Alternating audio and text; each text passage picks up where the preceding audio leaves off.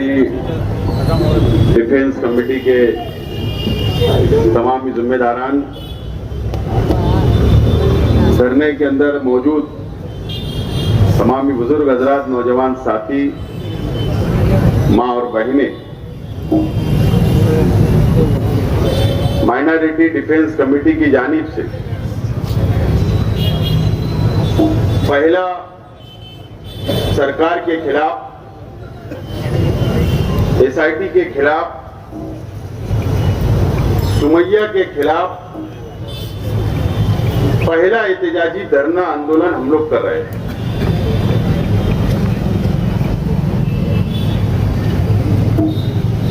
और सरकार को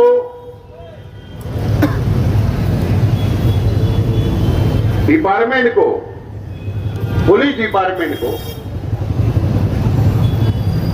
अब ये बात की नोट ले लेना चाहिए, इसकी नोंद हो जाना चाहिए डिपार्टमेंट के पास कि एक लिमिट होती है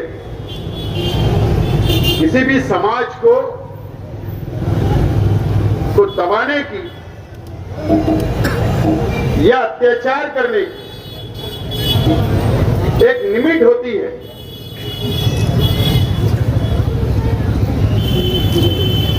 और ये पहला धरना पुरअमन तरीके से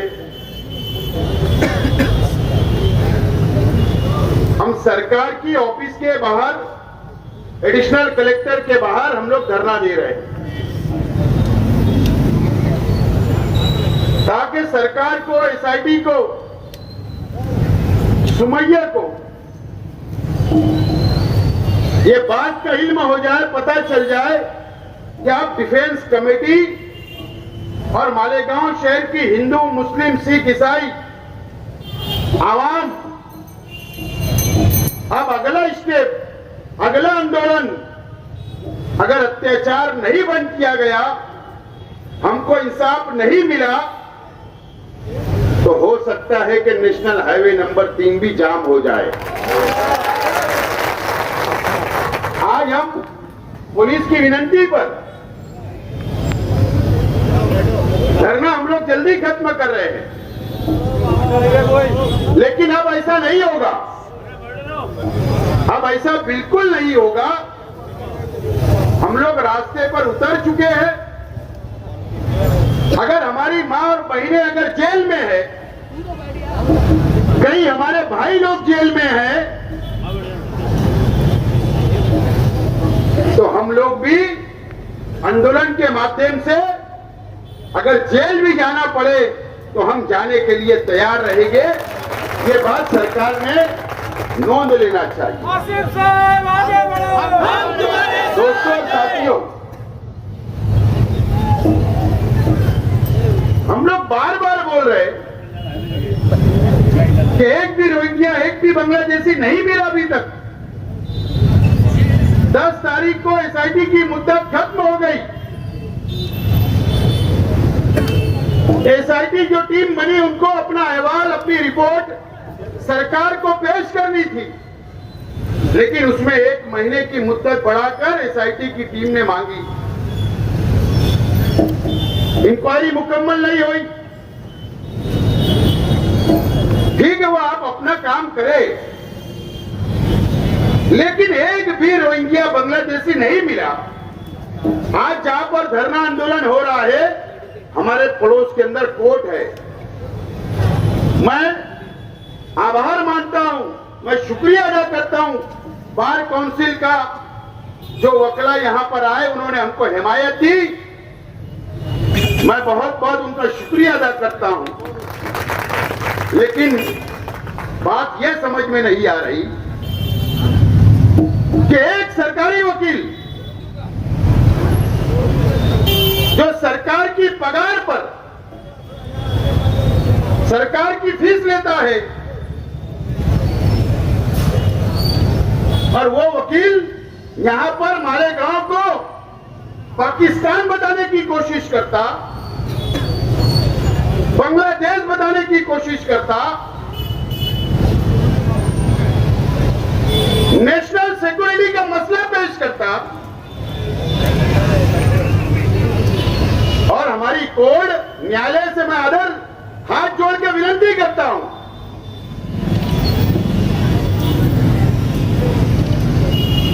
4 एफआईआर हुई, 4 एफआईआर में जो भी रिमांड रिपोर्ट कोर्ट के सामने आई,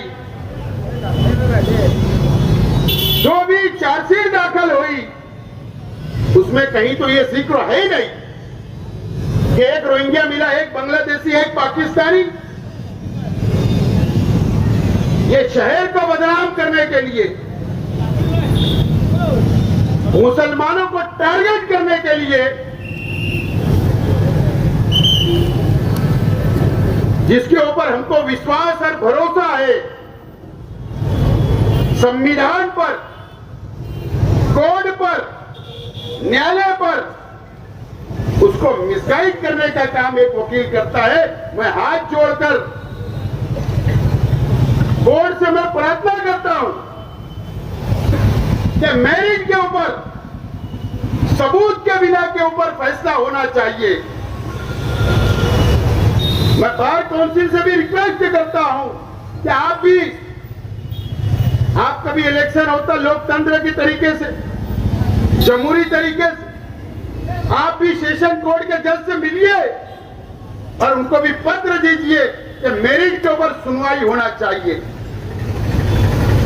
एक आदमी बोलता है पूरा शहर बदनाम होता है, एक बेवकूफ बंबई से आ जाता, अरे माजी खासदार है, इतना अगर लड़ने का शौक है ना इस महाराष्ट्रियन लोगों से, ये खमन और फाफड़ा खा के नहीं जीते।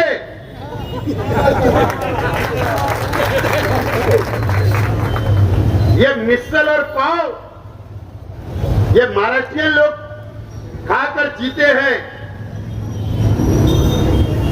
ये महाराष्ट्रियन लोग हैं हम, यहाँ का हिंदू, यहाँ का मुसलमान, और एक गुजरात से आकर तू महाराष्ट्र को बदनाम करता। अमरावती के अंदर बदनामी, भिवंडी में बदनामी, मुंबई में बदनामी, अकोला के अंदर बदनामी, मालेगांव को बदनाम करता, वो भी सेंट्रल गवर्नमेंट की सिक्योरिटी लेकर। मेरी तो डिमांड है 4 सीट में जब अगर एक भी रोहिंग्या बांग्लादेशी नहीं मिले, मैं तो बोलता हूं कि महाराष्ट्र के वजीर आला देवेंद्र फडणवीस जी ने इसको जूते से मार के हकालने उन्हें जूते से कि तू मेरे महाराष्ट्र को बदनाम करता है। ठीक है, राजनीति के और मौके मिलेंगे, भाजपा को भी मिलेगा, हमको भी मिलेगा, अलग अलग पार्टियों को मिलेगा, लेकिन अगर ये महाराष्ट्र बदनाम होगा, ये मालेगांव शहर बदनाम होगा, तो मैं तो यहाँ के लोक प्रतिनिधियों से भी अपील करता हूं, गुजारिश करता हूं, चाहे वो हिंदू हो, चाहे मुसलमान हो, दलित हो, सिख हो, ईसाई हो, अरे यहां क्या रोजगार नहीं आएगा, यहां पर उद्योग नहीं आएगा, यहां के नाते गोते, रिश्ते नाते, अरे वो नहीं आएंगे। ये तो समझना चाहिए। खैर अभी मौका नहीं है एमएलए और एमपी को क्या बोलना, जबान तो बहुत गुजारी, लेकिन चच्चे ने पूरी कसर निकाल ली है, तो आज मैं माफ कर देता हूं। लेकिन मैं जरूर बोलता हूं कि ये शख्स जब आवाज उठी, जब आप लोग टोचे, हम लोगों ने मिलकर के आवाज नहीं उठाई, आवाज नहीं उठाई, अब वो बैठ कर कम से कम 1 मिनट भी तो बोल लेंगे। देखो मैंने बोला, फिर अंधभक्त वो चलाएंगे। शर्म आना चाहिए। माँ बहनें अंदर है, कौम की बेटियां माए अंदर है, एक आदमी खामोश बैठा है। क्या तरीका है, मैं तो समझ के बाहर है ये शहर से। खैर बहरहाल ये शहर समझेगा, उम्मीद है। लेकिन मैं प्रशासन से गुजारिश करता हूं कि दबाव में मत आओ।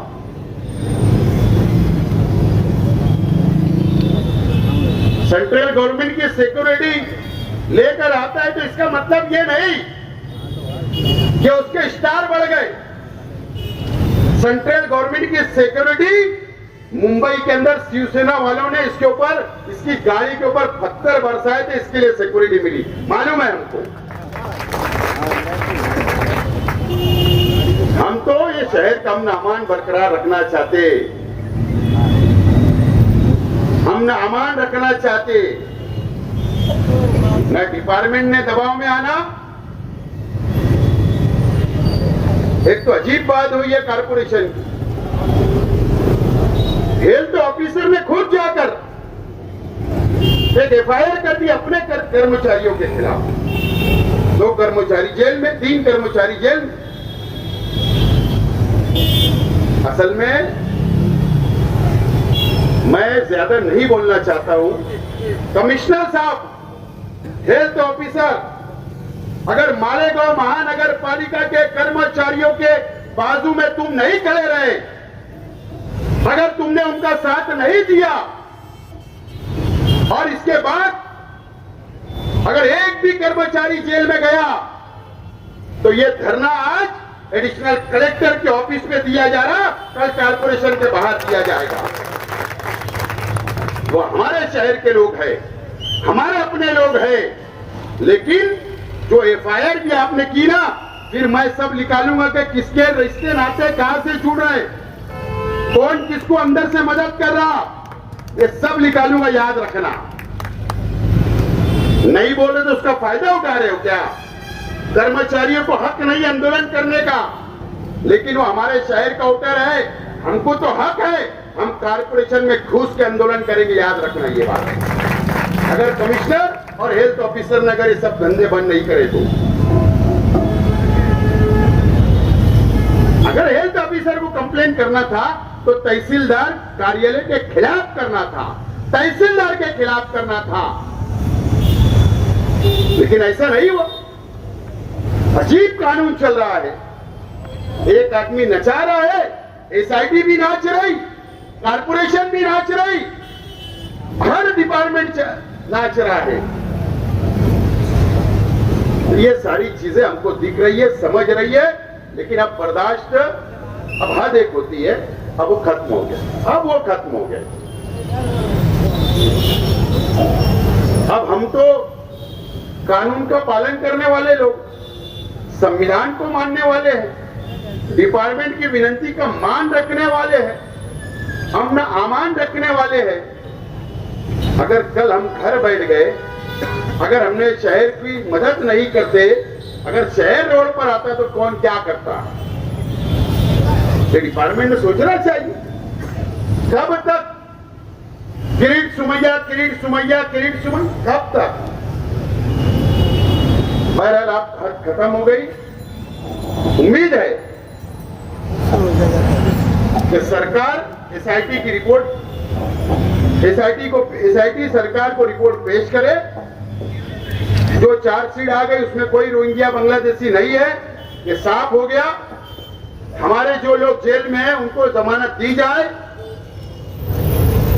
ये हमारा मुतालबा है। अगर हमारी बातों पर अमल नहीं किया गया तो संविधान के तहत, हमको पता है पिछले हफ्ते जो कानून बना, नक्सलवाद सुरक्षा बिल जो आया था, पास हो गया, बताए ना हमको किसके लिए बना? अरे तुम गढ़चिरौली के लिए बनाते, मान लेते कि वहां नक्सलवादी है, मान लेते हम। पूरे महाराष्ट्र के अंदर जैसे हम जो एहतियात कर रहे हैं ना, अगर डिपार्टमेंट को लगा तो हमको भी जेल में डाल देंगे। सरकार के खिलाफ बात की गई, देश के खिलाफ बात की गई, संविधान के खिलाफ बात की गई। अच्छा काला कानून आप लोगों ने जो बनाया ना, तो हमारे जैसे लड़ने वालों को रोकने के लिए बनाया, हमको समझता है ना। लेकिन ठीक है, हम हमारा काम पुराने तरीके से कानून के दायरे में संविधान को मानते हुए करते रहेंगे, लेकिन हमारी इस धरने की नोंद सरकार ने लेना चाहिए, सरकार तक हमारी भावना पहुंचाना चाहिए, और नहीं तो हम लोग माइनॉरिटी डिफेंस कमेटी आइंदा मशवरा करके बड़ा ऐलान करेगी, आप लोग धरने के अंदर आए। अभी हम लोग निवेदन देने के लिए आ रहे हैं, वो लोग निवेदन देंगे और पुरअमन तरीके से हमको घर पर जाना है। बहुत बहुत शुक्रिया। सब लोग अपनी जगह पर